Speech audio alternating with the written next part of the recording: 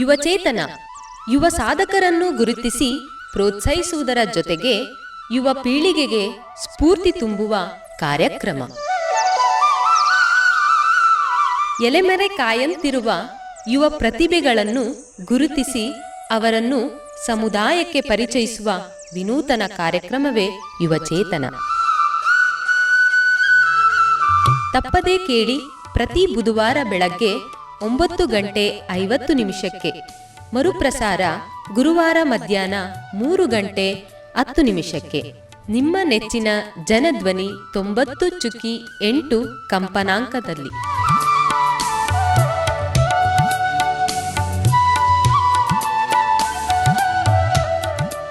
ಆತ್ಮೀಯ ಜನಧ್ವನಿ ಕೇಳುಗರಿಗೆಲ್ಲ ನಮಸ್ಕಾರ. ನೀವು ಕೇಳ್ತಾ ಇದ್ದೀರಾ ಜನಧ್ವನಿ ರೇಡಿಯೋ. ಇದು 90.8 ಕಂಪನಾಂಕದಲ್ಲಿ ಸರಗೂರಿನಿಂದ ಪ್ರಸಾರವಾಗುತ್ತಿರುವ ಮೈಸೂರಿನ ಮೊಟ್ಟಮೊದಲ ಸಮುದಾಯ ರೇಡಿಯೋ. ನಾನು ನಿಮ್ಮ ರೇಡಿಯೋ ಗೆಳೆಯ ಶ್ರೀಕಾಂತ್ ಸರಗೂರು. ಯುವ ಪ್ರತಿಭೆಗಳನ್ನು ಗುರುತಿಸಿ ಪ್ರೋತ್ಸಾಹಿಸುವುದರ ಜೊತೆಗೆ ಯುವ ಪೀಳಿಗೆಗೆ ಸ್ಫೂರ್ತಿ ತುಂಬುವ ಯುವಚೇತನ ಕಾರ್ಯಕ್ರಮಕ್ಕೆ ಆತ್ಮೀಯವಾದಂಥ ಸ್ವಾಗತವನ್ನು ಕೋರುತ್ತಿದ್ದೇನೆ. ಪ್ರಿಯ ಕೇಳುಗರೆ, ಈ ದಿನದ ನಮ್ಮ ಯುವಚೇತನ ಕಾರ್ಯಕ್ರಮದಲ್ಲಿ ಭಾಗವಹಿಸುತ್ತಿರುವ ಅತಿಥಿಯು ಕಳೆದ 7-8 ವರ್ಷಗಳಿಂದ ಕನ್ನಡ ಚಿತ್ರರಂಗದಲ್ಲಿ ಕಲಾವಿದರಾಗಿ ವಿವಿಧ ರೀತಿಯ ಸಿನಿಮಾಗಳಲ್ಲಿ ಅಭಿನಯಿಸುತ್ತಾ ಬರುತ್ತಿದ್ದಾರೆ. ಈ ನಟನಾ ಪ್ರತಿಭೆಯ ಜೊತೆಗೂ ಸಮಾಜ ಸೇವೆಯಲ್ಲೂ ತೊಡಗಿಸಿಕೊಳ್ಳುತ್ತಾ ಕನ್ನಡ ಸರ್ಕಾರಿ ಶಾಲೆಗಳ ಉಳಿವು ಬೆಳವಣಿಗೆಗಾಗಿ ನಿಮ್ಮ ದೇಣಿಗೆ ನಿಮ್ಮ ಶಾಲೆಗೆ ಕಾರ್ಯಕ್ರಮವನ್ನು ಮಾಡುತ್ತಾ ಬರುತ್ತಿದ್ದಾರೆ. ಇವರ ಕಲಾ ಪ್ರತಿಭೆ ಹಾಗೂ ಸಮಾಜ ಸೇವೆಯನ್ನು ಗುರುತಿಸಿ ಯುವ ವಿಕಾಸ ಪ್ರಶಸ್ತಿ ಮತ್ತು ಕರುನಾಡ ಚೇತನ ಪ್ರಶಸ್ತಿಯನ್ನು ನೀಡಿ ಗೌರವಿಸಲಾಗಿದೆ. ಹೀಗೆ ತಮ್ಮ ಕಲಾ ಪ್ರತಿಭೆ ಹಾಗೂ ಸಮಾಜ ಸೇವೆಯ ಮೂಲಕ ಗುರುತಿಸಿಕೊಳ್ಳುತ್ತಾ ಯುವ ವಿಕಾಸ ಪ್ರಶಸ್ತಿ ಮತ್ತು ಪ್ರಸ್ತುತವಾಗಿ ಕರುನಾಡ ಚೇತನ ಪ್ರಶಸ್ತಿಗೆ ಭಾಜನರಾಗಿರುವ ಎಚ್.ಡಿ.ಕೋಟೆ ತಾಲೂಕಿನ ಬೆಟ್ಟದಬೀಡು ಗ್ರಾಮದ ಶ್ರೀ ಚೇತನ್ ದೇವರಾಜ್ರವರು ಇಂದಿನ ನಮ್ಮ ಯುವಚೇತನ ಕಾರ್ಯಕ್ರಮದಲ್ಲಿ ನಮ್ಮ ಜೊತೆ ಇದ್ದಾರೆ.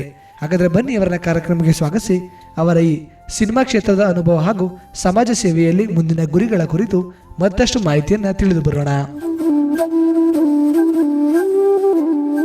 ಚೇತನ್ ಅವರೇ, ತಮಗೆ ಕಾರ್ಯಕ್ರಮಕ್ಕೆ ಆತ್ಮೀಯವಾದ ಸ್ವಾಗತವನ್ನು ಕೊಡ್ತಾ ಇದ್ದೀನಿ. ಮೊದಲಿಗೆ ನಿಮಗೂ ನಮಸ್ಕಾರ. ಸೊ ಈ ಜನಧ್ವನಿ ಕೇಳುಗರಿಗೂ ದಸರಾ ಹಬ್ಬದ ಆರ್ಥಿಕ ಶುಭಾಶಯಗಳನ್ನ ಮುಂಚಿತವಾಗಿ ಹೇಳ್ತಾ ನಿಮಗೂ ಕೂಡ ಈ ಕಾರ್ಯಕ್ರಮಕ್ಕೆ ಸ್ವಾಗತಿಸಿರೋದಕ್ಕೆ ನಿಮಗೆ ಧನ್ಯವಾದಗಳನ್ನ ಹೇಳಕ್ಕೆ ಇಷ್ಟಪಡ್ತೀನಿ. ಮೊದಲಿಗೆ ಬಹಳ ಸಂತೋಷ, ಈ ದಿನದ ನಮ್ಮ ಯುವಚೇತನ ಕಾರ್ಯಕ್ರಮದಲ್ಲಿ ತಾವು ಭಾಗವಹಿಸ್ತಿರೋದು. ಪ್ರಸ್ತುತ ತಾವು ಇದುವರೆಗೂ ಯುವ ವಿಕಾಸ ಪ್ರಶಸ್ತಿಗೆ ಭಾಜನರಾಗಿದ್ರಿ. ಈಗ ತಮ್ಮ ನಟನ ಪ್ರತಿಭೆ ಹಾಗೂ ಮತ್ತು ಸಮಾಜ ಸೇವೆಯ ಕೆಲಸ ಕಾರ್ಯಗಳನ್ನು ಗುರುತಿಸಿ ಕರುನಾಡ ಚೇತನ ಪ್ರಶಸ್ತಿಯನ್ನು ನೀಡಿ ನಿಮಗೆ ಗೌರವಿಸಲಾಗಿದೆ. ಇದರ ಖುಷಿ ಅನುಭವವನ್ನು ನಮ್ಮ ಜೊತೆ ಹಂಚ್ಕೊಳ್ಳಿ. ಈ ಪ್ರಶಸ್ತಿಗಳು ಕಲಾವಿದರುಗಳಿಗೆ ಒಂಥರ ಬಯಕೆಗಳಿದ್ದಂಗೆ. ನಾನು ಅನ್ಕೊಂಡಿರಲಿಲ್ಲ ಈ ಒಂದು ಪಯಣದಲ್ಲಿ ಇಷ್ಟು ಬೇಗ ಈ ಥರ ಒಂದೊಂದು ಪ್ರಶಸ್ತಿಗಳಿಗೆಲ್ಲ ಭಾಜನ ಆಗ್ತೀನಿ ಅಂತ ಅನ್ಕೊಂಡಿರಲಿಲ್ಲ. ಇವೆಲ್ಲ ಬಯಸದೆ ಬಂದ ಬಯಕೆಗಳು. ನನಗೆ ಅನ್ಕೊಂಡಿದ್ವಿ ಅಂದರೆ ಒಂಥರ ಕಲಾವಿದರು ಯಾವತ್ತೋ ಒಂದಿನ ಅವಾರ್ಡ್ಗಳು ತಗೊಳ್ಳೋದು, ಇಲ್ಲ ಜನಗಳ ಹತ್ರ ಪ್ರಶಂಸೆ ತಗೊಳ್ಳೋದು, ಕಲಾವಿದರಿಗೆ ಚಪ್ಪಾಳೆ ಮೂಲಕ ಬರೋಂಥದ್ದು, ಇವೆಲ್ಲ ಕಲಾವಿದರಿಗೆ ಒಂಥರ ಪ್ರೋತ್ಸಾಹ, ಮುಂದಿನ ಒಂದು ಮೆಟ್ಲುಗೆ ಒಂದು ಜವಾಬ್ದಾರಿಗೆ ಒಂದು ಮಾರ್ಗದರ್ಶನ ಆಗಿರುತ್ತೆ. ಸೊ ಈ ಪ್ರಶಸ್ತಿ ಅಚಾನಕವಾಗಿ ನನ್ನ ಹೆಸರುಗಳು ಅಲ್ಲಿಗೆ ನೇಮಕ ಆಗಿದ್ದು, ಕರೆದು ನನಗೆ ಪ್ರಶಸ್ತಿಗಳನ್ನ ಭಾಜನೆ ಮಾಡಿದ್ದು, ನನಗೆ ಕೊಟ್ಟಿದ್ದು, ಎಲ್ಲೋ ಒಂದು ಕಡೆ ಏನೋ ಒಂಥರ ನನ್ನ ಬೆಳವಣಿಗೆ ನಾನು ಅನ್ಕೊಂಡಿರೋ ದಾರಿಯಲ್ಲಿ ಸುಗಮವಾಗಿ ನಡೀತೈತೆ, ತುಂಬ ಖುಷಿ ಕೊಡ್ತೈತೆ. ಖುಷಿ ಪಟ್ಟು ಮಾಡ್ತಿರೋ ಕೆಲಸದಿಂದ ಭಾಳ ಸಂತೋಷವಾಗಿದ್ದೀನಿ ಅನಿಸ್ತೈತೆ. ಮತ್ತು ಇನ್ನೆಚ್ಚು ಜವಾಬ್ದಾರಿ ಜಾಸ್ತಿ ಆಗೈತೆ ಪ್ರಶಸ್ತಿಗಳು ಬಂದಮೇಲೆ. ಒಂದಷ್ಟು ಸಿನಿಮಾ ಕ್ಷೇತ್ರದಲ್ಲಾಗಿರ್ಬೋದು, ಇಲ್ಲ ನನ್ನ ಸಾಮಾಜಿಕ ಕ್ಷೇತ್ರದಲ್ಲಾಗ್ಬೋದು, ಇನ್ನೂ ಚಟುವಟಿಕೆಗಳು ದೊಡ್ಡ ಮಟ್ಟದಲ್ಲಿ ಮಾಡಬೇಕು ಅನ್ನೋ ಹುಮ್ಮಸ್ಸು ಮತ್ತು ಒಂದು ಜವಾಬ್ದಾರಿ ಈ ಪ್ರಶಸ್ತಿ ಬಂದಮೇಲೆ ಜಾಸ್ತಿ ಆಗೈತೆ. ಈಗ ತಾವೇನು ಈ ಸಿನಿಮಾ ಕ್ಷೇತ್ರದಲ್ಲಾಗಿರ್ಬೋದು, ಸಮಾಜ ಸೇವೆಯಲ್ಲಿ ತೊಡಗಿಸ್ಕೊಳ್ತಾ ಬರ್ತಾ ಇದ್ದೀರಾ. ಇದಕ್ಕೆ ಒಂದು ಮೂಲವನ್ನು ಹುಡುಕ್ತಾ ಅಂತ ಹೊರಟಂಥ ಸಂದರ್ಭದಲ್ಲಿ ಬಾಲ್ಯ ಹಾಗೂ ಶೈಕ್ಷಣಿಕ ಶಾಲಾ ಜೀವನ ಒಂದು ಪ್ರಮುಖವಾಗಿ ಒಂದು ಕಾರಣವಾಗಿರುತ್ತೆ. ತಮ್ಮ ಶಾಲಾ ಜೀವನ ಮತ್ತು ಬಾಲ್ಯ ಜೀವನ ಹೇಗಿತ್ತು? ಬಾಲ್ಯ ಜೀವನ ಅಂದರೆ ನಾನು ಹುಟ್ಟಿದ್ದು ಬೆಟ್ಟದ ಬಿಡ ಆದರೆ ಬೆಳೆದಿದ್ದು ಅಜ್ಜಿ ಮನೆ ಏರ್ಗಳ್ಳಿ ಅಂತ. ಸೊ ನನ್ನ ಬಾಲ್ಯ ವ್ಯವಸ್ಥೆ ಶಿಕ್ಷಣ ಎಲ್ಲ ನಮ್ಮ ಅಜ್ಜಿ ಮನೆಯಲ್ಲೇ, ಅಜ್ಜಿ ಊರಲ್ಲೇ ಆಗಿದ್ದು. ಏರ್ಗಳ್ಳಿ ಅನ್ನೋ ಒಂದು ಶಾಲೆಯಲ್ಲಿ 1ರಿಂದ 7ನೇ ತರಗತಿಯಿಂದ ಅಲ್ಲೇ ಓದಿದ್ದು. ಆ ಟೈಮಲ್ಲಿ ಶಿಕ್ಷಣ ಆಗ್ಬೋದು, ಅಂದರೆ ಪ್ರತಿಭಾ ಕಾರಂಜಿಗಳಾಗ್ಬೋದು, ಅಥವಾ ಶಾಲೆ ಸಾಂಸ್ಕೃತಿಕ ಕಾರ್ಯಕ್ರಮಗಳಾಗಿರ್ಬೋದು, ಇಂಥದ್ರಲ್ಲಿ ಚಟುವಟಿಕೆಗಳಲ್ಲಿ ಭಾಗವಹಿಸ್ತಿರ್ಬೇಕಾದ್ರೆ ಕಲೆ ಅನ್ನೋದು ನನಗೆ ಅವಾಗಲೇ ತುಂಬ ಹುಚ್ಚು ಅನ್ಬೋದು. ಆ ಥರ ಇದಾಗಿತ್ತು.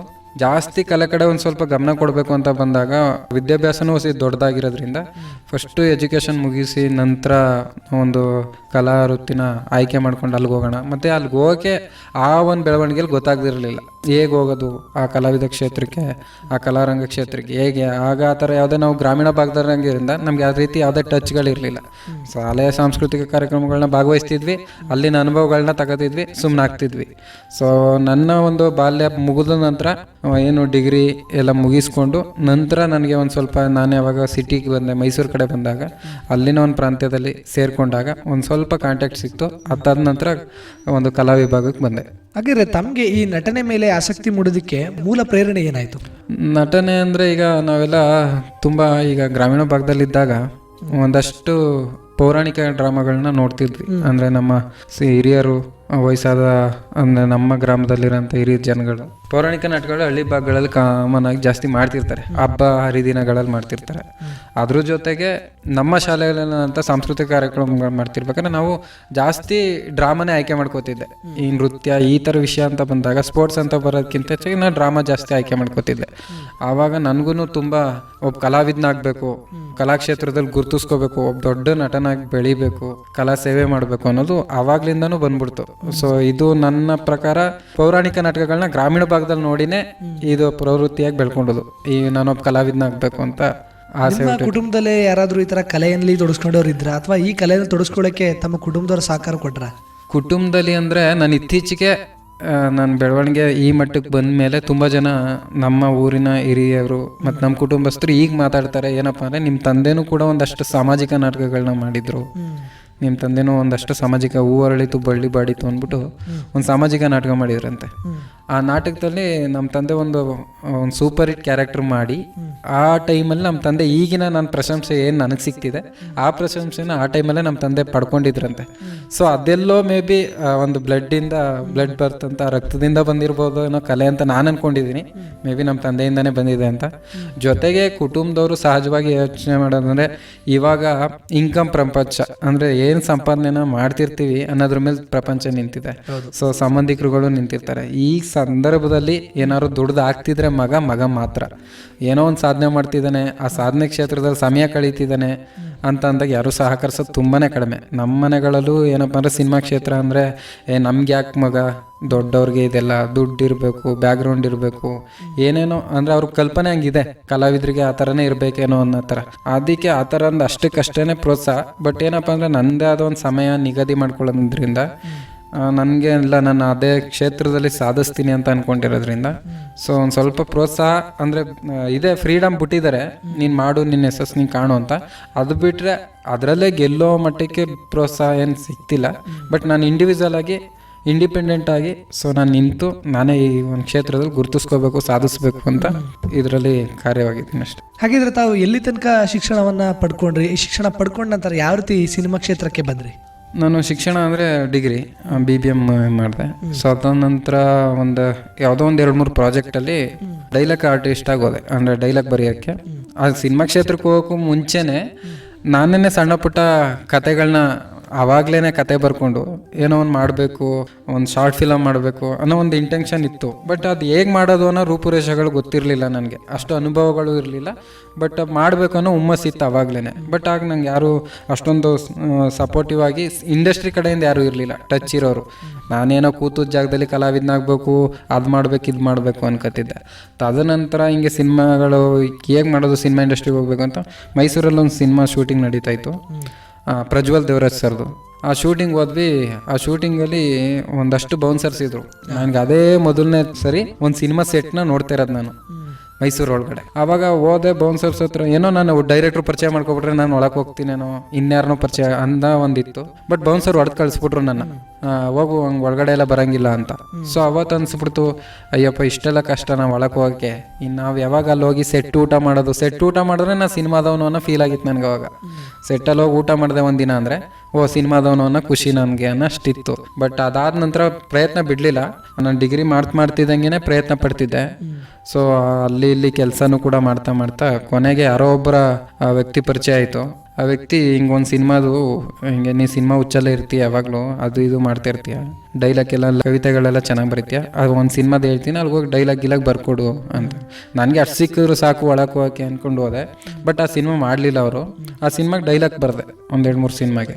ಅವ್ರ ಸಿನಿಮಾಗಳು ಮಾಡಲಿಲ್ಲ. ಅದಾದ ನಂತರ 10ನೇ ತರಗತಿ ಸಿನಿಮಾ ಮಹೇಶ್ ಸಿಂಧುವಳ್ಳಿ ಅನ್ನೋರ ಡೈರೆಕ್ಷನಲ್ಲಿ ಮತ್ತು ಮಂಜುನಾಥ್ BK ಅನ್ನೋರ ಪ್ರೊಡಕ್ಷನಲ್ಲಿ ಸೊ ಆ ಸಿನಿಮಾ ಆಗ್ತು. ಆ ಸಿನಿಮಾದಲ್ಲೂ ಒಂದು ಕ್ಲೈಮ್ಯಾಕ್ಸ್ ಹಂತದಲ್ಲಿ ಎಲ್ಲ ಫುಲ್ ಶೂಟ್ ಆಗಿತ್ತು. 80%, ಇನ್ನು 30%, ಇನ್ನು 20% ಏನೋ ಇತ್ತು. ಆ ಟೈಮಲ್ಲಿ ನನಗೆ ಆಪರ್ಚುನಿಟಿ ಬಂತು, ಹೀರೋ ಫ್ರೆಂಡ್ ಆಗಿ ಒಂದು ಕ್ಯಾರೆಕ್ಟರ್ ಇದೆ ಮಾಡ್ತೀಯಾ ಅಂತ, ಮತ್ತು ಸಿನಿಮಾ ಸೆಟ್ಟಲ್ಲೂ ಕೂಡ ವರ್ಕ್ ಮಾಡ್ತೀಯಾ ಅಂತ. ನಾನು ಫಸ್ಟ್ ಯೋಚನೆ ಮಾಡಿದೆ, ಹೌದು ಈ ಸಿಕ್ಕಿರೋ ಭಾಗ್ಯನ ಕಳ್ಕೊಬಾರ್ದು ಅಂತ. ಅದಾದಮೇಲೆ ಹೀರೋ ಫ್ರೆಂಡಾಗಿ ಮಾಡಿದೆ.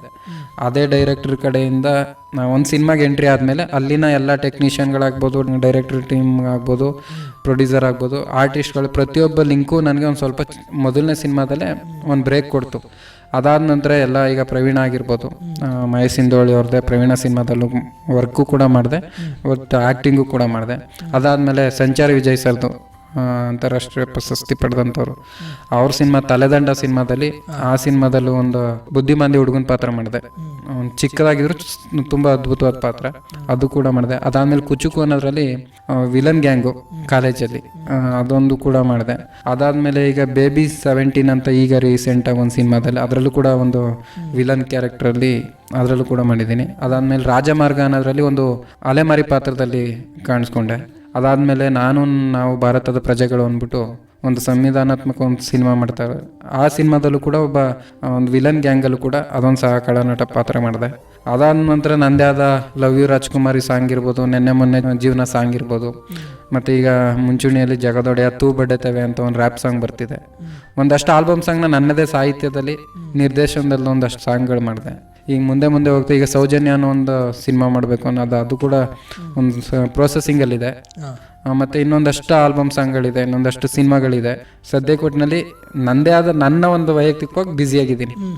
ಈಗ ಅದೇ ರೀತಿ ತಮ್ಮ ನಟನಾ ಪ್ರತಿಮೆ ಮುಖಾಂತರ ಸಿನಿಮಾ ಕ್ಷೇತ್ರಕ್ಕೆ ಬಂದು ಸಿನಿಮಾಗಳಲ್ಲಿ ತೊಡಗಿಸ್ಕೊಳ್ತಾ ಬಂದ್ರಿ. ಅದೇ ರೀತಿ ಸಿನಿಮಾ ನಟನೆಯಿಂದ ಸಮಾಜ ಸೇವೆಗೆ ಯಾವ ರೀತಿ ತಾವು ಬಂದ್ರಿ, ಈ ಸಮಾಜ ಸೇವೆಯನ್ನು ಮಾಡ್ತಾ ಅದರಲ್ಲೂ ಪ್ರಮುಖವಾಗಿ ಕನ್ನಡ ಸರ್ಕಾರಿ ಶಾಲೆಗಳ ಉಳಿವು ಬೆಳವಣಿಗೆಯಲ್ಲಿ ನಿಮ್ಮ ದೇಣಿಗೆ ನಿಮ್ಮ ಶಾಲೆಗೆ ಕಾರ್ಯಕ್ರಮವನ್ನು ಆರಂಭ ಮಾಡಿದ್ರಿ. ಇದ್ರ ಕುರಿತು ತಮ್ಮ ಅನುಭವ ಆಗಿರ್ಬೋದು, ಮಾಹಿತಿಯನ್ನು ಹಂಚ್ಕೊಡಿ. ಸಾಮಾಜಿಕ ಕಾರ್ಯಕ್ರಮಕ್ಕೆ ಬಂದಿದ್ದ ಉದ್ದೇಶ ಆದರೆ ಅಂತ ಏನಿಲ್ಲ, ಬಟ್ ಏನಪ್ಪ ಅಂದರೆ ಈಗ ನಾವು ಸಮಾಜದಲ್ಲಿ ನಾವೊಬ್ಬ ಪ್ರಜೆ ಆಗಿದ್ಮೇಲೆ ಒಂದಷ್ಟು ಕೆಲಸಗಳನ್ನ, ಈಗ ಮನ್ಸನ್ಗೆ ಒಳ್ಳೇದು ಕೆಟ್ಟದ್ದು 2 ಆಯ್ಕೆ ಇರುತ್ತೆ. ಸೊ ಯಾವ್ದು ಆಯ್ಕೆ ಮಾಡ್ತೀವಿ ಅದು ಜಾಸ್ತಿ ಅಂದರೆ ಇಲ್ಲಿ ಸೇವಾಗ ಉಳ್ಕೊಳ್ಳುತ್ತೆ, ಯಾವುದನ್ನು ಕೆಟ್ಟದ್ದು ಮಾಡ್ತೀವಿ ಅದು ಉಳ್ಕೊಳ್ಳುತ್ತೆ. ಸೊ ಅದಕ್ಕೆ ಒಂದಷ್ಟು ಒಳ್ಳೆ ಕೆಲಸಗಳನ್ನ ಇರಷ್ಟು ನಾವೀಗ ಒಬ್ಬ ಕಲಾವಿದ್ರು ಅನ್ನೋ ಕಲಾ ಸೇವೆನೂ ಮಾಡ್ತಿರ್ತೀವಿ. ಈಗ ನಾನು ನಮ್ಮ ಅಜ್ಜಿ ಊರಿಗೆ ಹೋಗಿದ್ದೆ. ನಾನು ಓದಿದ ಶಾಲೆ ಕಡೆ ಹೋದಾಗೆಲ್ಲ ಅದು ಅಬ್ಸರ್ವ್ ಮಾಡ್ತಾ ಇರ್ತೀನಿ. ಆ ಶಾಲೆ ಇವಾಗ ಮುಚ್ಚೋಗ ಹಂತಕ್ಕೆ ಬಂದಿದೆ. ಸರ್ಕಾರಿ ಶಾಲೆ, ಸರ್ಕಾರಿ ಶಾಲೆ, ಕನ್ನಡ ಸರ್ಕಾರಿ ಶಾಲೆ ಮುಚ್ಚೋಗ ಹಂತಕ್ಕೆ ಬಂದಿದೆ. ನಾನೊಂದ್ಸಲಿ ಯೋಚನೆ ಮಾಡಿದೆ, ನೋಡಿ ನಾವೆಲ್ಲ ಇಲ್ಲಿ ಓದ್ದವ್ರು, ಇಲ್ಲಿಂದ ಓದಿರೋದಕ್ಕೆ ಇವತ್ತು ಕಲಾಕ್ಷೇತ್ರ ಆಗಿರ್ಬೋದು, ಯಾವುದೇ ಕ್ಷೇತ್ರದಲ್ಲಿ ಒಂದು ಮಟ್ಟದಲ್ಲಿ ಬೆಳೆಯೋಕ್ಕೆ ಅವಕಾಶ. ಬಟ್ ಇವತ್ತು ನಾವು ಬೆಳೆದಿದ್ದೀವಿ, ನಾವು ಓದಿದ ಶಾಲೆ ಬೆಳೀತಿಲ್ಲ. ಏನಕ್ಕೆ ಅನ್ನೋ ಒಂದು ಅದನ್ನು ಆಳವಾಗಿ ನೋಡಿದಾಗ, ಇಲ್ಲ ನಾನೊಂದಷ್ಟು ಕನ್ನಡ ಶಾಲೆಗಳ ಬಗ್ಗೆ ಗಮನ ಹರಿಸಿ ಫಸ್ಟು ನಾನು ಓದಿರೋ ಶಾಲೆಗಳು, ಒಂದಷ್ಟು ಕನ್ನಡ ಶಾಲೆಗಳಿಗೆ ನನ್ನದೇ ಆದ ಒಂದು ಸೇವೆಗಳನ್ನ ಅಂದರೆ ಒಂದಷ್ಟು ಕಾರ್ಯಗಳನ್ನ ಮಾಡೋಣ. ಮತ್ತು ಈಗ ಇನ್ನೊಂದು ಈ ಕಾಡಂಚಿನ ಭಾಗಕ್ಕೆ ಯಾವುದೋ ಒಂದು ಶೂಟಿಂಗ್ಗೆ ಅಂತ ಬಂದಿದ್ದೆ. ಒಂದು ಮಗುಗೆ ಬುಕ್ಸ್ ಇಲ್ಲ, ಅಳ್ತಾಯಿತು ಅನ್ನೋದಕ್ಕಿಂತ ಟೀಚರ್ ಹೊಡೆದಿದ್ರು, ನೀನು ಈಗೇನೆ ಮುಗ್ದೋಗೋಕ್ಕೆ ಬತ್ತು ನೀನು ಸ್ಟಡೀಸು, ಇನ್ನೊಂದು 3 ತಿಂಗಳೇನೋ ಇದೆ ಈ ಇಯರು, ನೀನು ನೋಟ್ಸೇ ಬರ್ದಿಲ್ಲ, ಏನು ಮಾಡ್ತಾ ಇದೀಯ ಅಂತ ಹೊಡಿತಾ ಇದ್ರು. ಆ ಹುಡುಗನ್ನ ನಾನು ಸುಮ್ಮನೆ ಕೇಳಿದೆ, ಏನಕ್ಕೆ ನೋಟ್ಸ್ ತಂದು ಕೊಡಲ್ಲ ಯಾರೇ ಏನು ಅಂತ. ಅವ್ರ ಪರಿಸ್ಥಿತಿ ಅಂದರೆ ಆರ್ಥಿಕ ಪರಿಸ್ಥಿತಿನೂ ಆಗಿರ್ಬೋದು, ಇಲ್ಲ ಅವ್ರು ಬೆಳೆದಿರೋ ವಾತಾವರಣದ ಪರಿಸ್ಥಿತಿನೂ ತುಂಬ ನೋವು, ಕೇಳೋಕ್ಕೇ ನೋವಾಗಿತ್ತು. ಬಟ್ ನಾವು ಒಂದು ಟೈಮಲ್ಲಿ ಏನು ಮಾಡ್ತಿದ್ವಿ ಅಂದರೆ, ಒಂದು ಬುಕ್ಕಲ್ಲಿ ಬರೀತಿದ್ರೆ ಒಂದು ಬುಕ್ಕಲ್ಲಿ 3 ಪೇಜ್ ಪೇಪರ್ ಉಳ್ಕೊಂಡ್ರು ಇನ್ನೊಂದು ಬುಕ್ಗೆ ಅಂಟಿಸ್ಕೋತಿದ್ವಿ, ಆಗುತ್ತೆ ಇನ್ನೊಂದಷ್ಟು ದಿನ ಅಂತ. ಸೊ ಆ ಟೈಮಲ್ಲಿ ಅಷ್ಟಿತ್ತಲ್ಲ, ಅವೆಲ್ಲ ನೆನಪಾದಾಗ ಇಲ್ಲ ಒಂದಷ್ಟು ಕೆಲಸ ಕಾರ್ಯಗಳನ್ನ ನಾವೇನೇನೋ ಮಾಡ್ಬಿಡ್ತಿರ್ತೀವಿ. ಈಗ ಎಲ್ಲೋ ದೈನಂದಿನ ಬದುಕಲ್ಲಿ ದಿನ 200-300 ಸುಮ್ಮನೆ ವೇಸ್ಟಾಗಿ ಖರ್ಚು ಮಾಡ್ತಾ ಇರ್ತೀವಿ. ಆಳು ಮುಳು ತಿನಿಸು ತಿನ್ನೋಕ್ಕಾಗಲಿ, ಇಲ್ಲ ಇನ್ನೊಂದು ಮತ್ತೊಂದು ಪೆಟ್ರೋಲ್ ಆಗಲಿ, ಕರೆನ್ಸಿ ಆಗಲಿ, ಸುಮ್ಮನೆ ವೇಸ್ಟೆಡ್ ಖರ್ಚು. ಅದರಲ್ಲಿ ಏನೋ ಒಂದು ಉಳಿಸಿ ಈ ಥರ ಒಂದಷ್ಟು ಕಾರ್ಯಗಳಿಗೆ, ಸಾಮಾಜಿಕ ಕಾರ್ಯಗಳಿಗೆ ತಲೆ ಹಾಕಿ ಮಾಡೋಣ.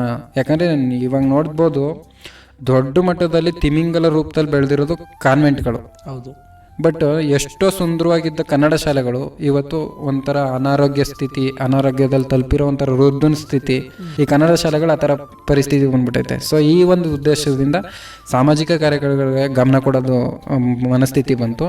ಜೊತೆಗೆ ಈ ಒಂದು ನಾವು ಕನ್ನಡ ನಾಡಲ್ಲಿ ಹುಟ್ಟಿ ಭಾರತೀಯನಾಗಿ ಈ ಒಂದು ಸಾಮಾಜಿಕ ಕಾರ್ಯಗಳನ್ನ ನಾನೊಬ್ಬ ಅಂತಲ್ಲ, ಒಬ್ಬೊಬ್ಬ ಪ್ರತಿಯೊಬ್ಬನು ಮಾಡ್ತಾ ಇದ್ದರೆ ಒಂದು ಸಾಮಾಜಿಕ ಬದಲಾವಣೆ, ಒಂದು ವ್ಯವಸ್ಥೆ ಒಂಥರ ಬೇರೆ ರೀತಿ ಕಾಣ್ಬೋದೇನೋ.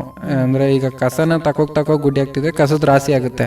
ಸೊ ನಾವೆಲ್ಲ ಒಂದೊಂದಾಗ ಕ್ಲೀನ್ ಮಾಡ್ತಿದ್ರೆ ತುಂಬಾ ಸುಂದರವಾಗಿರುತ್ತೆ ಅನ್ನೋದಕ್ಕೋಸ್ಕರ ಈ ಒಂದು ಸಾಮಾಜಿಕ ಬೆಳವಣಿಗೆಗೆ, ಸಾಮಾಜಿಕ ಕಾರ್ಯಗಳಿಗೆ ತೊಡಗಿಸ್ಕೊಂಡೆ ಅಷ್ಟೇನೆ. ಈಗ ತಾವು ತಮ್ಮ ಈ ನಟನಾ ಪ್ರತಿಭೆ ಮುಖಾಂತರ ಸಿನಿಮಾ ಕ್ಷೇತ್ರದಲ್ಲಿ ತೊಡಗಿಸ್ಕೊಳ್ತಾ ತಮ್ಮ ಬಿಡುವಿನ ಸಮಯದಲ್ಲಿ ಈ ಸಾಮಾಜಿಕ ಕಾರ್ಯಗಳನ್ನು ಮಾಡ್ತಾ, ಅದರಲ್ಲೂ ಕನ್ನಡ ಸರ್ಕಾರಿ ಶಾಲೆ ಉಳಿ ಬೆಳವಣಿಗೆಗೆ ತಮ್ಮದೇ ಆದ ಒಂದು ಸೇವೆಯನ್ನು ಮಾಡ್ತಾ ಬಂದಲ್ಲ, ಈ ಎಲ್ಲ ಕೆಲಸ ಕಾರ್ಯಗಳನ್ನು ಗಮನಿಸಿ ತಮಗೆ ಇದುವರೆಗೂ ಯುವ ವಿಕಾಸ ಪ್ರಶಸ್ತಿ ಆಗಿರ್ಬೋದು, ಪ್ರಸ್ತುತವಾಗಿ ಕರುನಾಡ ಚೇತನ ಪ್ರಶಸ್ತಿಯನ್ನು ನೀಡಿ ತಮ್ಮನ್ನು ಪುರಸ್ಕರಿಸಲಾಗಿದೆ. ಈ ಪ್ರಶಸ್ತಿಯನ್ನು ಯಾವಾಗ, ಯಾರು, ಎಲ್ಲಿ ಪ್ರದಾನ ಮಾಡಿದ್ರು, ಒಟ್ಟಾರೆ ಈ ಪ್ರಶಸ್ತಿ ಪ್ರದಾನ ಮಾಡಿದಂಥ ಕಾರ್ಯಕ್ರಮದ ಅನುಭವ ಹೇಗಿತ್ತು? ನನಗೆ ಮೊದಲಿಗೆ ಯುವ ವಿಕಾಸ ಪ್ರಶಸ್ತಿ ಅಂದರೆ ಒಂದು ಆಯ್ಕೆ ಆದಾಗ ಪ್ರವೀಣ್ ಅಂದ್ಬಿಟ್ಟು ಒಬ್ರು ಅವ್ರು ಕಾಲ್ ಮಾಡಿದ್ರು, ಹಿಂಗೆ ಯುವ ವಿಕಾಸ ಪ್ರಶಸ್ತಿ, ಸೊ ಹಿಂಗೆ ಆಯ್ಕೆ ಇದೆ, ಹೋಗಿ ಇಸ್ಕೋ, ಅಂದರೆ ನಿನ್ಗೆಲ್ಲ ಇದು ಮುಂದೆ ಅಂದರೆ ನನ್ಗೆ ಆಗಿರೋದೇ ದೊಡ್ಡ ಖುಷಿ ನನಗಿದು. ಬಟ್ ಆಗಿ ಹೆಸರು ಅದು ಕನ್ಫರ್ಮ್ ಆದಮೇಲೆ ಇನ್ನೂ ತುಂಬ ಖುಷಿ ಆಯಿತು. ಆವಾಗ ಯಮುನಾ ಅಂತ ಒಕ್ಕಲಿಗರ ವಿಕಾಸ ವೇದಿಕೆ, ರಾಜ್ಯ ಮಟ್ಟದ ವಿಕಾಸ ವೇದಿಕೆಯಿಂದ ಅವರು ಇದಾಗಿದ್ದಾರೆ, ಮುಖ್ಯಸ್ಥರು, ಅಧ್ಯಕ್ಷರು. ಅವ್ರು ಫೋನ್ ಮಾಡಿದಾಗ ಹಿಂಗೆ ಹೋದಾಗ ಮೈಸೂರಲ್ಲಿ ಒಂದು ಹೋಟೆಲ್ ಪ್ರೆಸಿಡೆಂಟಲ್ಲಿ ಪ್ರಶಸ್ತಿ ಪ್ರದಾನ ಕಾರ್ಯಕ್ರಮ ಇದೆ, ನಿನ್ಗೆ ಯುವ ವಿಕಾಸ ಪ್ರಶಸ್ತಿ ಅಂತ ಆಗಿದೆ, ಬಂದು ಪಡ್ಕೋಪ ಅಂತ ಹೇಳಿದ್ರು. ಸೊ ಹೋದ್ವಿ. ಅಲ್ಲಿ ನಮ್ಮ ಬಂದಿರೋ ಇಲ್ಲಿನ ಬೆಳವಣಿಗೆಗಳನ್ನ ಅಂಥದ್ದು ಇನ್ನೂ ಏನೋ ಸಾಧನೆ ಕೂಡ ಏನು ಅಂಥದ್ದೇನು ಮಾಡಿಲ್ಲ. ಬಟ್ ಹೋಗೋದಕ್ಕೆ ಒಂದೇನೋ ಒಂದು ಪ್ರೋತ್ಸಾಹ, ಇನ್ನೊಂದು ಮೆಟ್ಲು ಹತ್ತಿಸ್ದಂಗಾಯ್ತು, ಮತ್ತು ಜವಾಬ್ದಾರಿ ಕೊಟ್ಟಂಗಾಯ್ತು ನಮಗೆ. ಸೊ ಅವರು ಕೊಟ್ಟು ಯುವ ವಿಕಾಸ ಪ್ರಶಸ್ತಿನ ಕೊಟ್ಟರು.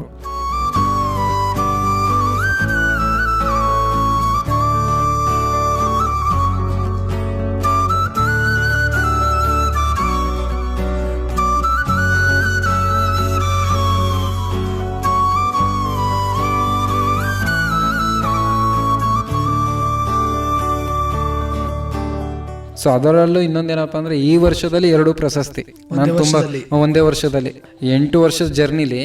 ಸೊ ಇದೊಂದು ತುಂಬ ಅತ್ಯಮೂಲ್ಯವಾದ ಘಟ್ಟ ಈ ವರ್ಷ 2024. ನಾನು ಲವ್ ಯು ರಾಜ್ಕುಮಾರಿ ಅಂತ ಸಾಂಗ್ ಮಾಡಿದೆ.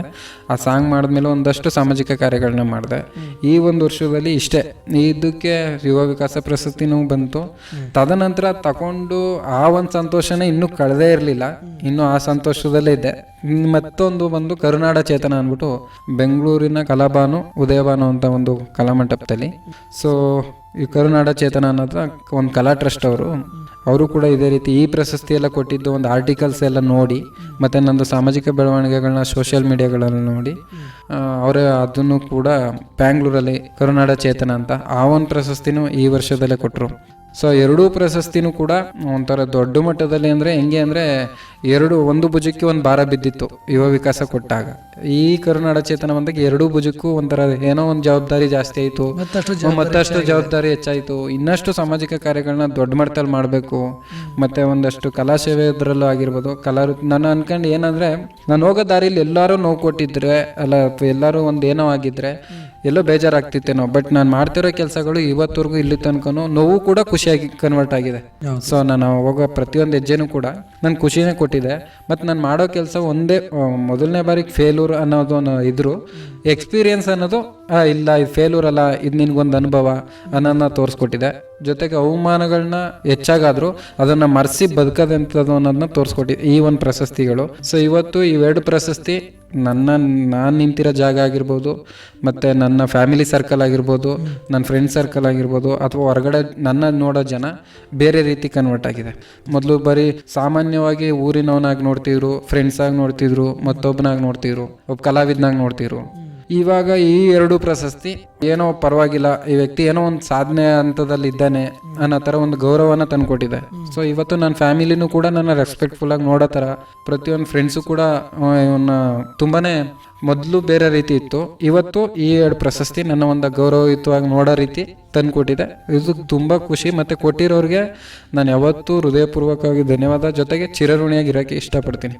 ಈಗ ಅದೇ ರೀತಿ ತಮ್ಮ ಕಲಾ ಪ್ರತಿಭೆ ಮುಖಾಂತರ ಸಿನಿಮಾ ಕ್ಷೇತ್ರದಲ್ಲಾಗಿರ್ಬೋದು, ಜೊತೆಗೆ ಸಾಮಾಜಿಕ ಕೆಲಸ ಕಾರ್ಯಗಳಲ್ಲಾಗಿರ್ಬೋದು, ಮುಂದೆ ಭವಿಷ್ಯದಲ್ಲಿ ಏನೇನೆಲ್ಲ ಗುರಿಗಳನ್ನು ಇಟ್ಕೊಂಡಿದ್ದೀರಾ? ಕಲಾಕ್ಷೇತ್ರದಲ್ಲಿ ಅನ್ಕೊಂಡಿರೋದಿಷ್ಟೇ, ಅಂದರೆ ಇವತ್ತಿನ ಪ್ರಪಂಚದಲ್ಲಿ ಎಲ್ಲರೂ ತೃಪ್ತಿಪಡ್ಸೋಕ್ಕಾಗಲ್ಲ. ಅಂದರೆ ಒಂದು ಮರಕ್ಕಿಂತ ಇನ್ನೊಂದು ಮರ ದೊಡ್ಡದಿದೆ. ನಾನು ಅನ್ಕೊಂಡಿದ್ದೆ ಒಬ್ಬ ಕಲಾವಿದನಾಗಬೇಕು ಅಂತ. ಇವತ್ತು ನಾನು ಮಾಡೋ ಒಂದಷ್ಟು ಸಿನಿಮಾಗಳಲ್ಲಿ ಕಲಾವಿದ ಅಂತಲೇ ಎಲ್ಲ ಹೇಳ್ತಾರೆ. ನನಗೆ ನಾನು ಎಲ್ಲಿ ತನಕ ಈ ಭೂಮಿ ಮೇಲೆ ಜೀವಂತವಾಗಿರ್ತೀವೋ ಅಲ್ಲಿ ತನಕ ಕಲಾ ಸೇವೆ ಮಾಡಬೇಕು ಅನ್ನೋದು ದೊಡ್ಡ ಕನಸು. ಒಬ್ಬ ಹೀರೋ ಅಂತ ಅಲ್ಲ, ಒಬ್ಬ ಕಲಾವಿದ ಅಂದ್ಕೊಂಡ್ರೆ ಇವನೊಬ್ಬ ಕಲಾವಿದ ಕಣಪ್ಪ ಅಂದ್ರೆ. ಬಟ್ ಎಲ್ಲರನ್ನ ಕಲಾ ಕ್ಷೇತ್ರದಲ್ಲಿ ಒಂದಷ್ಟು ರಂಜಿಸ್ಬೇಕು. ಈಗ ನಾನು ಈಗ ಮ್ಯೂಸಿಕ್ ಸಂಗೀತದ ಇದರಲ್ಲಿ ಇರ್ತೀನಿ, ಒಂದು ಆಲ್ಬಮ್ ಸಾಂಗ್ಗಳು ಮಾಡ್ತಿರ್ತೀನಿ, ಸಿನಿಮಾಗಳು ಮಾಡ್ತಿರ್ತೀನಿ. ನನ್ನನ್ನು ಏನು ಎಕ್ಸ್ಪೆಕ್ಟ್ ಮಾಡಿರ್ತಾರೆ ಇಷ್ಟು ದಿನ ನೋಡಿರೋ ಜನ, ಇನ್ನು ಮುಂದೆ ನೋಡೋ ಜನ, ಅವ್ರಿಗೆ ತೃಪ್ತಿ ಕೊಡೋಂಥ ಒಂದು ಕೆಲಸಗಳನ್ನ ಮನ್ಸಿಗೆ ಇವ್ನು ಮಾಡ್ತಿರೋ ಒಂದು ಕಲಾ ಇದರಲ್ಲಿ ಪರವಾಗಿಲ್ಲ ಅನ್ನೋ ಥರ, ಬೆಸ್ಟ್ ಅನ್ನೋ ಥರ ಒಂದಷ್ಟು ಕಲಾ ಸೇವೆಗಳನ್ನ ಮಾಡಬೇಕು. ಒಬ್ಬ ದೊಡ್ಡ ನಟನಾಗಬೇಕು ಅನ್ನೋದು ಆಸೆ ಇದೆ. ಸ್ವಾರ್ಥ ಇನ್ನೊಂದೇನಪ್ಪ ಅಂದರೆ, ಈ ಜಗ್ಗಸ್ತು ನವರಸ ನಾಯಕ ಅನ್ನೋ ಒಂದು ಬಿರುದೇನಿದೆ, ಆ ಒಂದು ಬಿರುದು ಮಟ್ಟಕ್ಕೆ ಬೆಳಿಬೇಕು ಅನ್ನೋದು ಒಂದು ಆಸೆ ಕಲಾಕ್ಷೇತ್ರದಲ್ಲಿ. ಸಾಮಾಜಿಕ ಕ್ಷೇತ್ರದಲ್ಲಿ ಒಂದಷ್ಟು ಮುಂದಿನ ಕಾರ್ಯಗಳು ಏನಪ್ಪ ಅಂದರೆ, ಕನ್ನಡ ಶಾಲೆಗಳನ್ನ ನಾನು ಎಲ್ಲಿ ತನಕ ಇರ್ತೀನೋ ಅಲ್ಲಿ ತನಕ ನನ್ನ ಕಣ್ಣೆದುರುಗಡೆ ಒಂದಷ್ಟು ಕನ್ನಡ ಶಾಲೆಗಳು ಕುಗ್ಗಕ್ಕೆ ಬಿಡಬಾರ್ದು. ಅದು ಜೊತೆಗೆ ಮಕ್ಕಳ ಶಿಕ್ಷಣಕ್ಕೆ ಯಾವುದೇ ರೀತಿ ಕೊರತೆ ಆಗಬಾರ್ದು. ಓದ್ತೀನಿ ಅನ್ನೋ ಸರ್ಕಾರಿ ಶಾಲೆ ಮಕ್ಕಳುಗಳಿಗೆ ಮುಂದಿನ ಒಂದು ದೊಡ್ಡ ಯೋಜನೆ ಏನಪ್ಪ ಅಂದರೆ, ಒಂದು ರಾಜ್ಯ ಮಟ್ಟದಲ್ಲಿ ಒಂದು ಅಭಿಯಾನನ ಶುರು ಮಾಡಬೇಕು ಅಂದ್ಕೊಂಡಿದ್ದೀನಿ. ಏನು ಅಭಿಯಾನಪ್ಪ ಅಂದರೆ, ಇವತ್ತು ಕನ್ನಡ ಉಳಿಸಿ ಕನ್ನಡ ಬೆಳೆಸಿ ಅಂತ ನಾವು ಪೋಸ್ಟರ್ ಹಾಕ್ತೀವಿ, ಫೋನಲ್ಲಿ ಸ್ಟೇಟಸ್ ಹಾಕ್ತೀವಿ, ಎಲ್ಲೆಲ್ಲೋ ಏನೇನೋ ಇದು ಮಾಡ್ತೀವಿ, ಮತ್ತು ಎಲ್ಲೆಲ್ಲೋ ಹೋಗಿ ಯಾರ್ಯಾರ ಮೇಲೋ ಒಂದು ಹೋರಾಟಗಳನ್ನ ಮಾಡೋಕ್ಕೆ ಶುರು ಮಾಡ್ತೀವಿ. ಬಟ್ ಇವತ್ತು ಆ ಥರದ್ಗಳಿಂದ ಏನು ಕನ್ನಡದಲ್ಲಿ ಬದಲಾವಣೆ ಆಗೋಂಥದ್ದು ಇಲ್ಲ. ಸ್ಟೇಟಸ್ ಹಾಕೊಂಡಟ್ಲೆ ಏನೂ ಬದಲಾಗಲ್ಲ. ಸೊ ಅದಕ್ಕೋಸ್ಕರ ಕನ್ನಡ ಒಂದು ಬೆಳವಣಿಗೆ ಆಗಬೇಕು. ಕನ್ನಡ ಶಾಲೆಗಳು ಉಳಿದು ಎಮ್ಮರವಾಗಿ ಬೆಳಿಬೇಕಂದ್ರೆ ಕನ್ನಡ ಶಾಲೆನ ಯಾವ ರೀತಿ ಉಳಿಸ್ಬೇಕು ಅನ್ನೋದು. ಅದಕ್ಕೆ ಕನ್ನಡ ಶಾಲೆಯಲ್ಲಿ ನಾನೀಗ ಒಂದು ದೊಡ್ಡ ರಾಜ್ಯ ಮಟ್ಟದ ಅಭಿಯಾನ ಏನಪ್ಪ ಅಂದರೆ, ಕನ್ನಡ ಶಾಲೆಯಲ್ಲಿ 1ರಿಂದ 10ನೇ ತರಗತಿ ತನಕ ಯಾವ ಮಕ್ಕಳನ್ನ ಓದ್ತೇವೆ ಮತ್ತು ಓದಿಸ್ತಾರೆ ಅವರಿಬ್ಬರಿಗೂ ಮೆಡಿಕಲ್ ಇನ್ಶೂರೆನ್ಸ್ ಅಂತ ಒಂದು ಹೆಲ್ತ್ ಇನ್ಶೂರೆನ್ಸ್ ಅನ್ನೋದನ್ನ ಸರ್ಕಾರ ಆಯೋಜನೆ ಮಾಡಬೇಕು. ಜೊತೆಗೆ ಆ ಮಗು 1ರಿಂದ 10 ಎಜುಕೇಷನ್ನ ಕನ್ನಡ ಶಾಲೆಯಲ್ಲೇ ಮುಗಿಸಿದ್ರೆ, ಆ ತಂದೆ ತಾಯಿ ಕನ್ನಡ ಶಾಲೆಯಲ್ಲೇ ಓದಿಸಿಸಿದ್ರೆ ಅಲ್ಲಿ ತನಕ ಫೈನಲಿ ಅವನಿಗೆ ಇಷ್ಟು ಫಂಡ್ ಅಂತ ಬರಬೇಕು, ಇಷ್ಟೊಂದು ಸೇವ್ ಆಗಿರೋ ಒಂದು ಮನಿ ಅಂತ ಬರಬೇಕು ಆ ಮಗುಗೆ. ಫೈನಲ್ 18 ವರ್ಷ ಆದಮೇಲೆ ಆ ಮಗು ಒಂದು ಬೆಳವಣಿಗೆಗೆ ಆರ್ಥಿಕವಾಗಿ ಸಪೋರ್ಟಿವ್ ಆಗೋಂಥದ್ದು ಇದನ್ನು ಸರ್ಕಾರದಲ್ಲಿ ಆಗಬೇಕು ಅನ್ನೋದು ಒಂದು ಮನವಿ. ಹಿಂಗಾದರೆ ಕನ್ನಡ ಶಾಲೆಗಳಿಗೆ ಮಕ್ಕಳುಗಳನ್ನ ಸೇರಿಸ್ತಾರೆ. ಸೊ ಈಗ ತಂದೆ ತಾಯಿ ಎಲ್ಲ ಹೊರಗಡೆನೇ ಕೆಲಸ ಮಾಡ್ತಿರ್ತಾರೆ. ಇವತ್ತು ಕನ್ನಡ ಶಾಲೆಯಲ್ಲಿ ಓದಿಸಿರೋ ಪ್ರತಿಯೊಬ್ಬ ತಂದೆ ತಾಯಿನೂ ಕೂಲಿನೇ ಮಾಡ್ತಿರೋದು. ಯಾವುದೇ ಸಾಫ್ಟ್ವೇರ್ ಕಂಪ್ನಿಲಿ ಓದಿಸ್ತವನು ಯಾರು ಕನ್ನಡ ಶಾಲೆಯಲ್ಲಿ ಓದಿಸ್ತಿಲ್ಲ.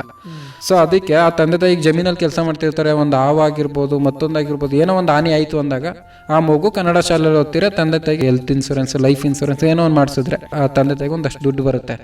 ಅಥವಾ ಮಗುನೂ ಶಾಲೆ ಒಳಗಡೆ ಆಗಿರ್ಬೋದು, ಹೊರಾಂಗಣದಲ್ಲಾಗಿರ್ಬೋದು, ಈಗ ಸ್ಪೋರ್ಟ್ಸ್ ವಿಷಯದಲ್ಲಾಗಿ, ಈಗ ನಮ್ಮ ಕೋಟೆ ಭಾಗದಲ್ಲಾಗಿ ಒಂದು ಹುಲಿ ತಿನ್ಕೋತು. ಸೊ ಆ ಥರ ಪ್ರಾಬ್ಲಮ್ ಆದರೆ, ಮಕ್ಕಳಿಗೆ ಏನಾದ್ರು ಇಂಜುರಿ ಆದರೆ, ಹೆಲ್ತ್ ಇಂಜುರಿ ಆದರೆ ಆ ಮಕ್ಕಳುಗಳಿಗೆ ಇಷ್ಟೊಂದು ಹಣ ಬರಬೇಕು. ಆ ಮನೆಯಾಗ ಫ್ಯಾಮಿಲಿ ಸುಗಮವಾಗಿರುತ್ತೆ. ಸೊ ಈ ಥರ ವ್ಯವಸ್ಥೆನ ನಮ್ಮ ಕನ್ನಡ ಶಾಲೆಗಳಲ್ಲಿ ಮಾಡಬೇಕು ಸರ್ಕಾರಿ ಶಾಲೆ. ಇನ್ನೊಂದು LKG UKGನ ಪ್ರತಿ ಕನ್ನಡ ಶಾಲೆಯಲ್ಲೂ ಆರಂಭ ಮಾಡಬೇಕು. ಯಾಕಂದರೆ ಇವೆರಡು ಆದಾಗ ಕಾನ್ವೆಂಟ್ ಕಡೆ ಸ್ವಲ್ಪ ಗಮನ ಹರಿಸೋದನ್ನ ತಂದೆ ತಾಯಿ ಇದು ಮಾಡ್ತಾರೆ. ಯಾಕಂದರೆ ನಮ್ಮ ಕನ್ನಡ ಶಾಲೆ ಇವತ್ತು ಯಾವುದೇ ರೀತಿಯಲ್ಲಿ ಕಡಿಮೆ ಇಲ್ಲ. ಇವತ್ತು ಉನ್ನತ ಶಿಕ್ಷಣ ಆಗಿರ್ಬೋದು, ಉಚಿತ ಬುಕ್ಸ್ಗಳಾಗಿರ್ಬೋದು, ಊಟ ಆಗಿರ್ಬೋದು, ಮೊಟ್ಟೆ ಆಗಿರ್ಬೋದು, ಪ್ರತಿಯೊಂದು ವ್ಯವಸ್ಥೆನೂ ನಮ್ಮ ಕನ್ನಡ ಶಾಲೆಯಲ್ಲಿದೆ, ಯಾವುದ್ರಲ್ಲೂ ಕಡಿಮೆ ಇಲ್ಲ. ಸೊ ಕನ್ನಡ ಶಾಲೆಗಳನ್ನ ಇನ್ನೊಂದೇನಪ್ಪ ಅಂದರೆ, ತುಂಬ ಸ್ವಚ್ಛತೆಯಾಗಿರೋ ಮಟ್ಟಕ್ಕೆ ನೋಡ್ಕೋಬೇಕು ಸರ್ಕಾರ, ವ್ಯವಸ್ಥಿತವಾಗಿ ನೋಡ್ಕೋಬೇಕು. ತುಂಬ ಶಾಲೆಗಳಲ್ಲಿ ಬಿಲ್ಡಿಂಗ್ ಸೋರ್ತಿದೆ, ಸ್ಥಿತಿಲಗೊಂಡಿದೆ. ಇವೆಲ್ಲನೂ ಸರ್ಕಾರಿ ಶಾಲೆಗಳಲ್ಲಿ, ಅದು ಸರ್ಕಾರಿ ಶಾಲೆ ಅಂದರೆ ಬಡವ್ರ ಶಾಲೆ ಅನ್ನೋ ಮಟ್ಟಕ್ಕೆ ಆಗೋಗಿದೆ.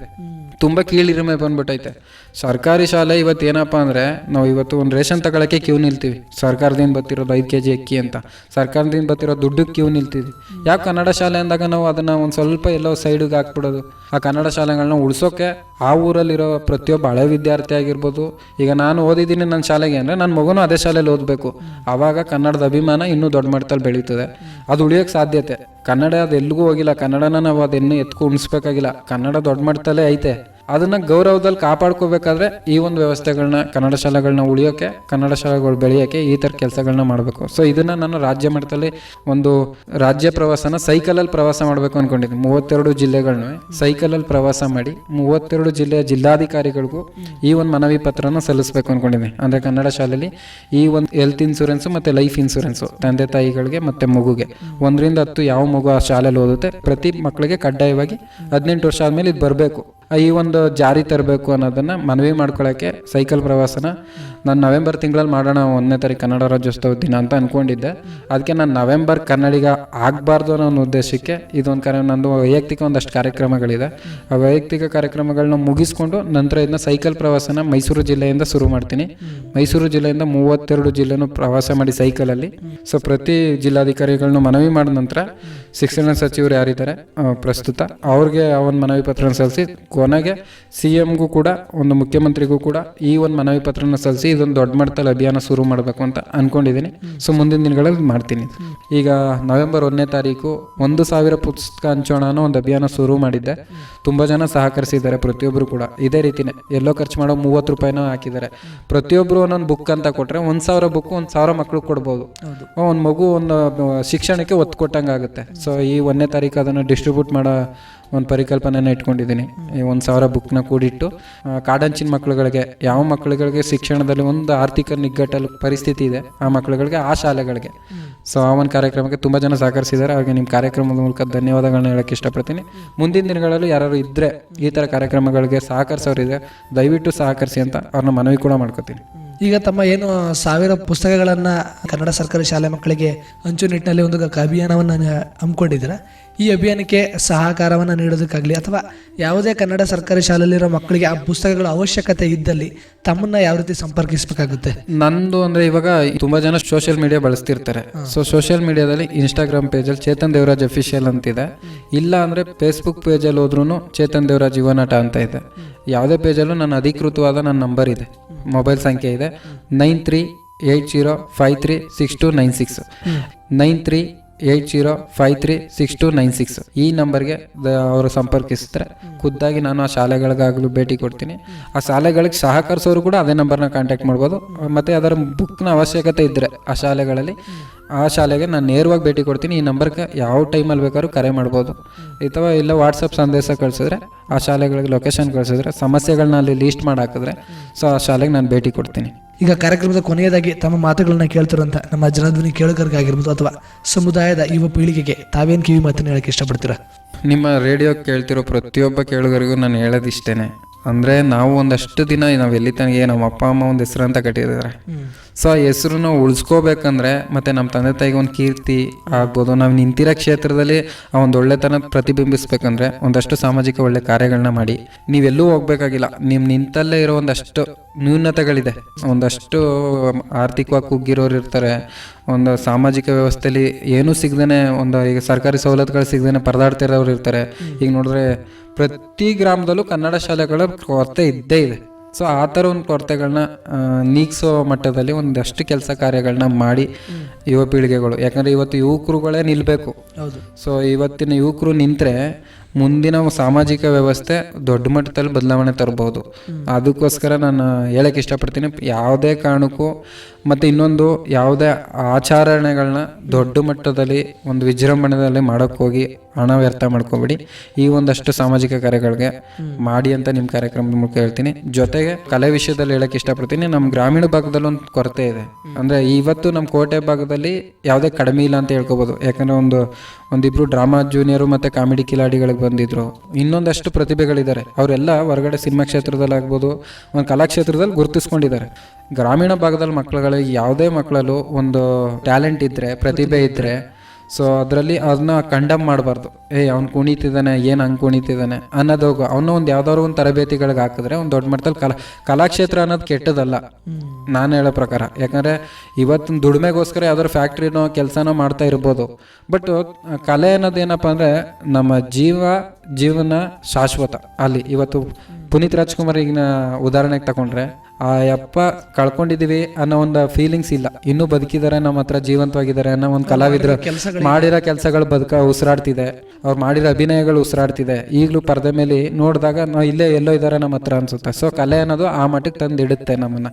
ಅದಕ್ಕೋಸ್ಕರ ನಾವು ಮಾಡೋ ಕೆಲಸ ಕಾರ್ಯ ಸಾಮಾಜಿಕವಾಗಿರ್ಬೋದು, ಕಲೆ ಆಗಿರ್ಬೋದು. ಸೊ ಇವೆರಡೂ ಒಂದು ಏನಾದ್ರು ಮಾಡಬೇಕು ಅನ್ನೋ ತೃಪ್ತಿ ಮನಸ್ಸು, ಒಂದು ನಿರ್ದಿಷ್ಟವಾದ ಗುರಿ ಇದ್ದರೆ ದಯವಿಟ್ಟು ಅವರೆಲ್ಲ ಹೊರಗೆ ಬನ್ನಿ. ಯಾಕಂದರೆ ಯಾರೂ ಕೈ ಹಿಡ್ದೆತ್ತಲ್ಲ, ಇವತ್ತು ನಮಗೆ ನಾವೇ ನಿಂತ್ಕೊಂಡ್ರೆ ಏನು ಬೇಕಾದ್ರೂ ಬದಲಾವಣೆ ತರ್ಬೋದು. ಸೊ ಇದನ್ನು ನಿಮ್ಮ ಕಾರ್ಯಕ್ರಮ ಮೂಲಕ ಹೇಳೋಕ್ಕೆ ಇಷ್ಟಪಡ್ತೀನಿ. ಮತ್ತೊಮ್ಮೆ ಪ್ರತಿಯೊಬ್ಬರಿಗೂ ದಸರಾ ಹಬ್ಬದ ಆರ್ಥಿಕ ಶುಭಾಶಯಗಳನ್ನ ನಿಮಗೆ ಮತ್ತು ನಿಮ್ಮ ಕಾರ್ಯಕ್ರಮದ ಕೇಳುಗರಿಗೆ ಹೇಳೋಕ್ಕೆ ಇಷ್ಟಪಡ್ತೀನಿ.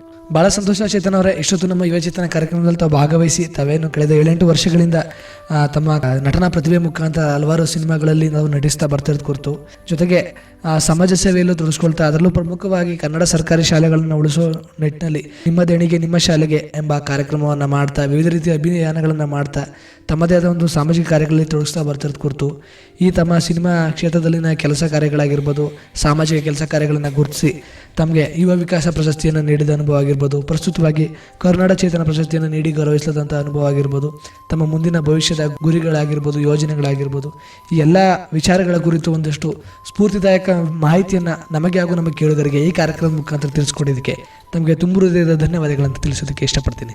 ನಿಮಗೂ ಕೂಡ ಧನ್ಯವಾದಗಳು. ತಮ್ಮ ಮುಂದಿನ ಎಲ್ಲ ಭವಿಷ್ಯದ ಗುರಿಗಳಿಗೆ ಶುಭವಾಗಲಿ ಅಂತ ಆಶಿಸ್ತಾ ಇಲ್ಲಿಗೆ ಇವತ್ತಿನ ಯುವಚೇತನ ಕಾರ್ಯಕ್ರಮವನ್ನು ಮುಕ್ತಾಯ ಮಾಡ್ತಾ ಇದ್ದೀನಿ. Thank you.